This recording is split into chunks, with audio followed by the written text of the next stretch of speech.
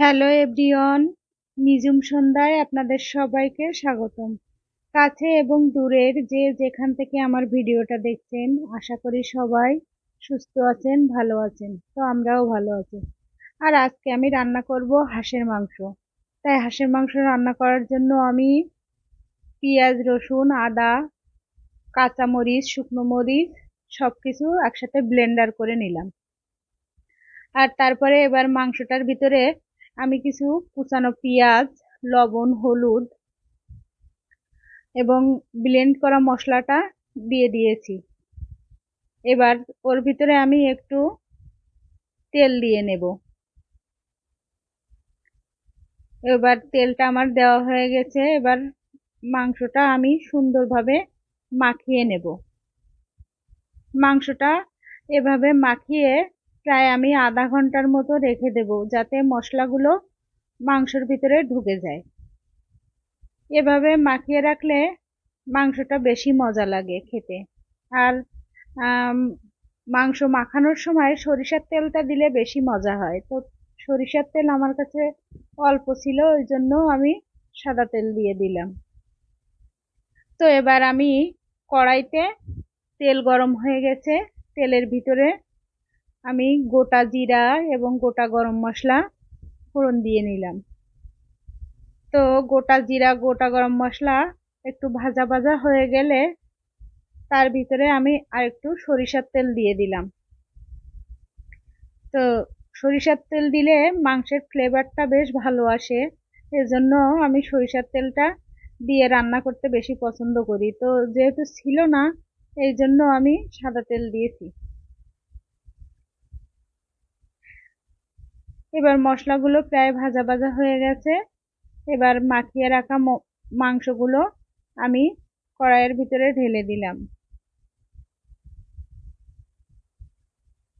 তো হাঁসের মাংস যেহেতু একটু শক্ত হয়, তো বারে বারে আমি জল দিয়ে ভালোভাবে কষিয়ে নেওয়ার চেষ্টা করছি।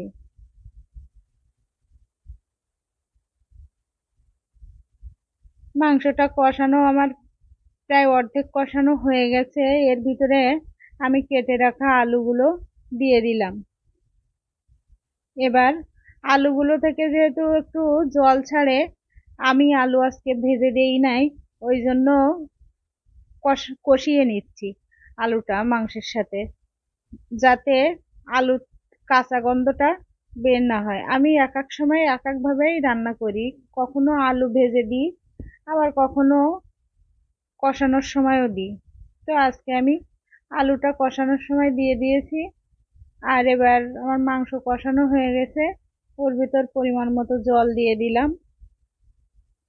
তো এবার জলটা দিয়ে একটু নাড়াচাড়া করে আমি ঢাকা দিয়ে দেব।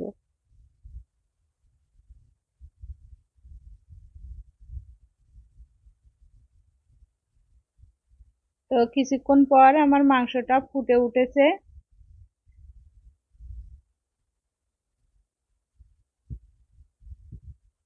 তো মাংসটা আমার প্রায় অনেক সিদ্ধ হয়ে গেছে। আবার আর একটু ঢাকা দিয়ে আমি পুরোপুরি রান্না করে নিচ্ছি মাংসটা। এবার আমার পুরোপুরি রান্না প্রায় হয়ে গেছে।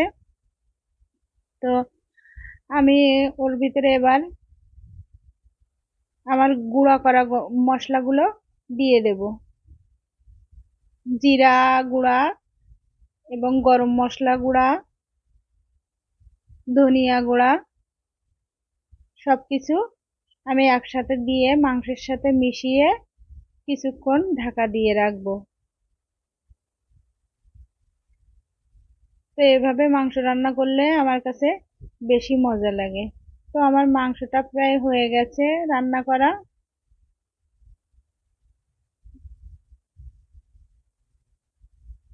তো ভিডিওটা কেমন লাগলো সবার জানাবেন। আজকের ভিডিওটা এই পর্যন্ত। সবাই আশা করি সুস্থ থাকবেন, ভালো থাকবেন। ধন্যবাদ সবাইকে।